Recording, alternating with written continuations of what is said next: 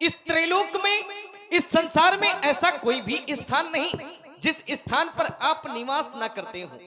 कण कण पर विराजमान, पल पल की जान लेने वाले काकपक्ष धर्म वीरम रघुकुल कौरव रघुवंश दिवाकर परम पूज्य श्री गुरुदेव भगवान के द्वारा नित्य प्रति की भांति शुभ आदेश प्राप्त हुआ।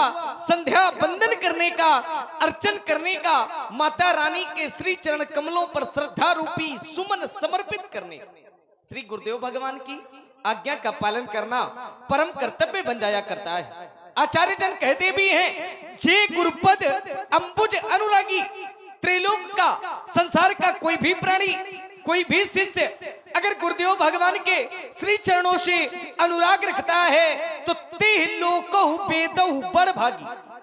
जे गुरु चरण रेणु सिर धरही, त्रिलोक का, संसार का कोई भी प्राणी, कोई भी शिष्य अगर गुरुदेव भगवान के श्री चरणों की रज को अपने मस्तक पर धारण करता है, जे गुरु चरण रेणु सिर धरही, ते जन शकल विभव बस करही।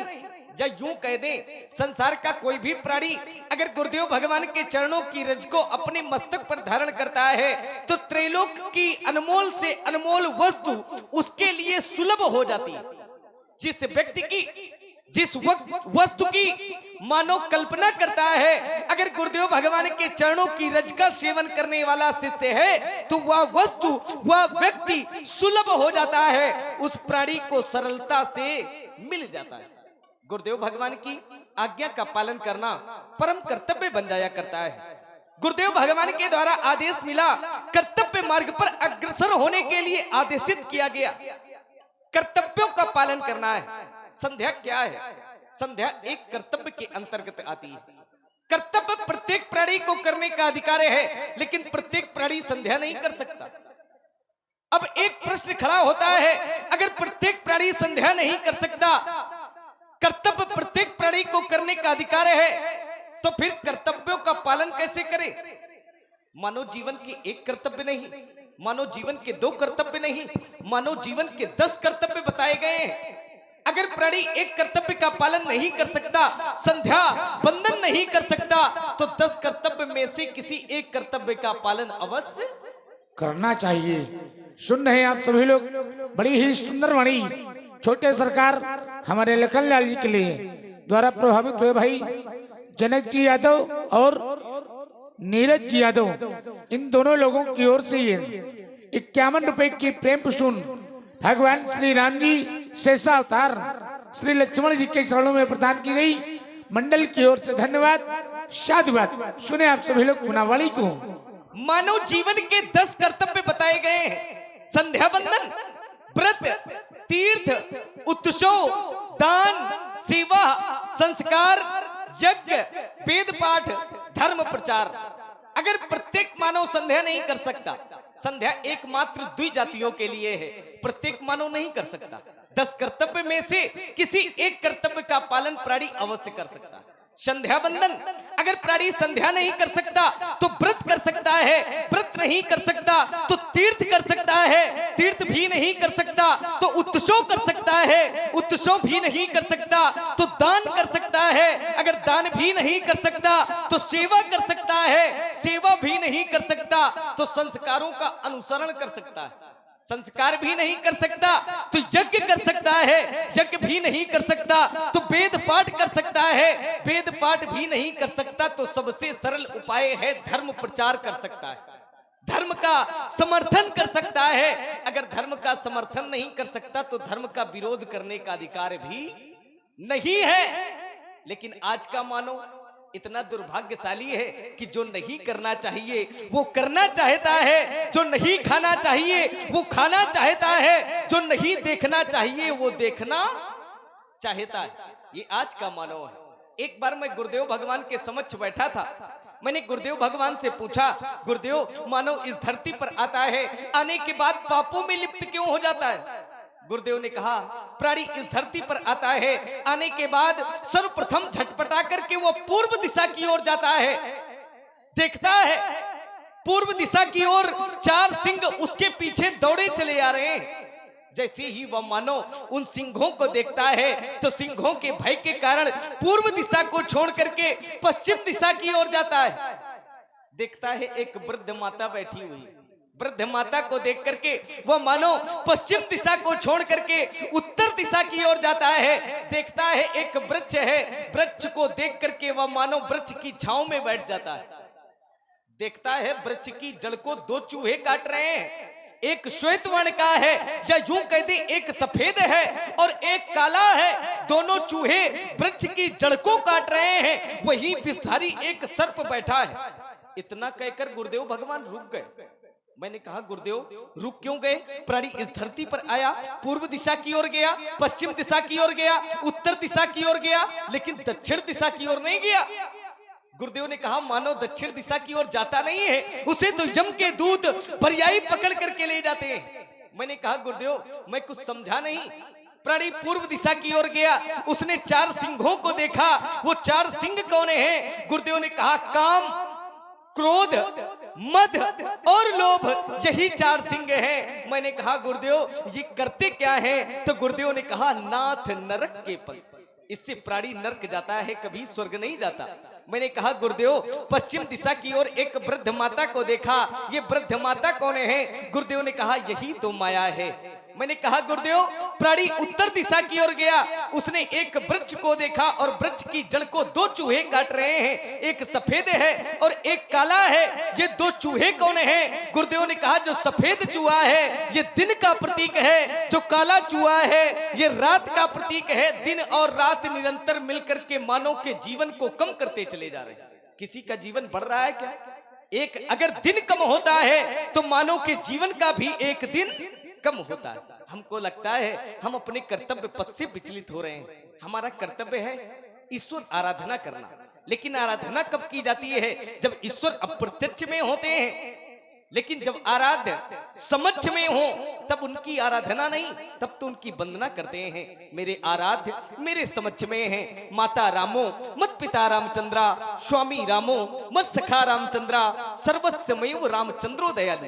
मेरे तो सब कुछ आप हैं। हे प्रभु, हे करुणा सागर, हे कृपालु, इस दास की स्तुति को स्वीकार करें। लोकाभिरामम रणरंग धीरम राजीव नेत्रम रघुवंशनाथम कारुण्य रूपम करुणाकरंतम श्री रामचंद्रम शरणं प्रपद्ये, श्री रामचंद्रम शरणं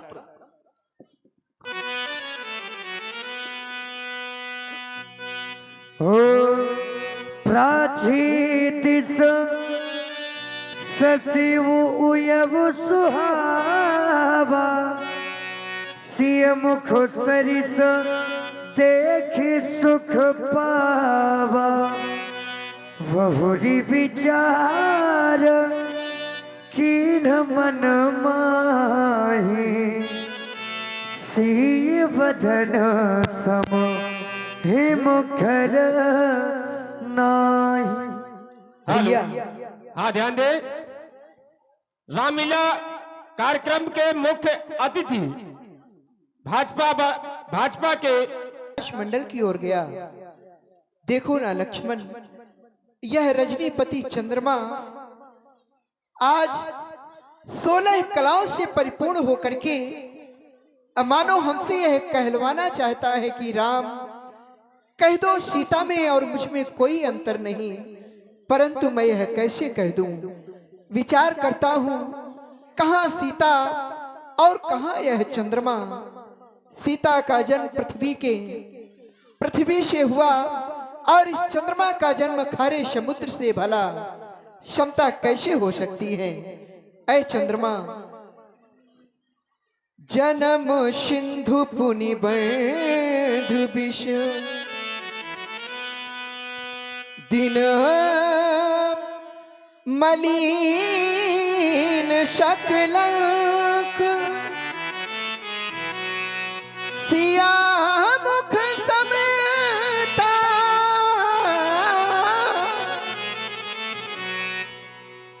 पाव किमी चंद्र बापुरो रंग,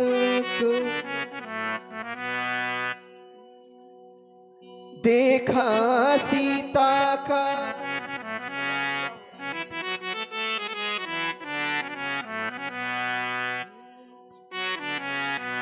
देखा सीता का मुख मंडल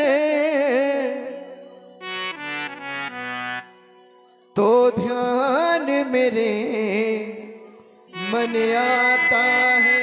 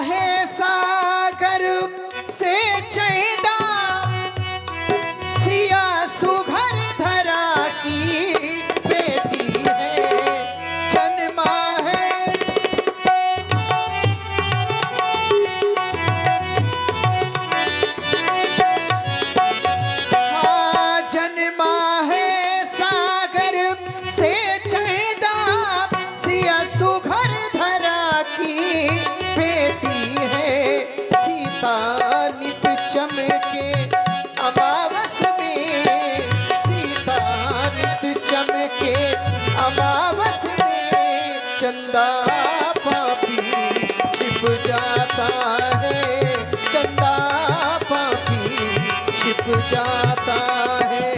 सीता है सुघर कितनी सुंदर, सीता है सुघर कितनी सुंदर, चंदा फीका पड़ जाता है, चंदा फीका पड़ जाता है।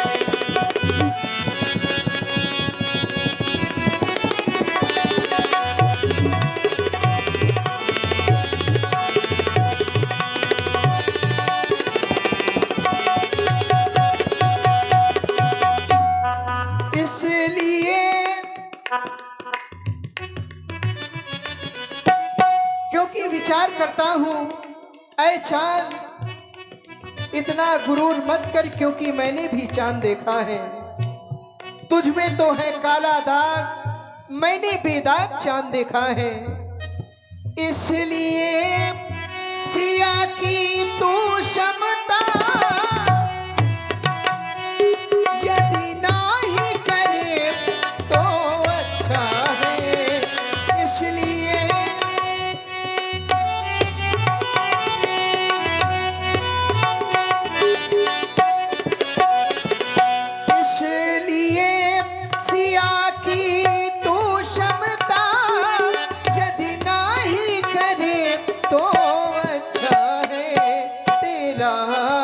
चरित्र जग में कैसा, तेरा चरित्र जग में